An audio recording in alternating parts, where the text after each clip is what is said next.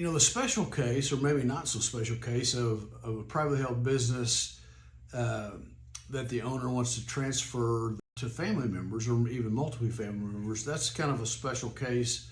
There's a business active child and a non business active child. The leadership part of that is a little bit more straightforward. On the ownership side, it becomes a question of fairness versus equality. For the business active child, it makes sense that they would end up with the equity or the ownership of the company. For the non business active child, they may, other than the value of what that might mean to them, since they don't really have any involvement in the business, they're probably not interested in, nor should have a vote on how the business is operated.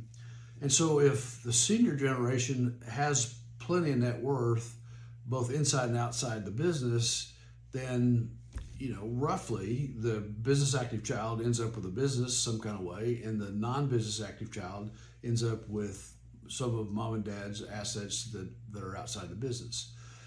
As is the case of most business owners, a substantial portion of their net worth, maybe even most of their net worth, is tied up in the business, and so that can be a little more difficult. A way to do that is to target the ownership of the company for the business active child, and perhaps life insurance on one of the parents for the non-business active child. Another way to do that is to have the business active child buy a portion of the company through bonuses or maybe even some bank debt. Then in that way, you could transfer some of the value inside the business, outside the business, to create liquidity for the non-business active child. It's a challenge about what's fair versus what's equal. That can be a very stressful and challenging time for families, both at the senior generation and the second generation aspect of the conversation.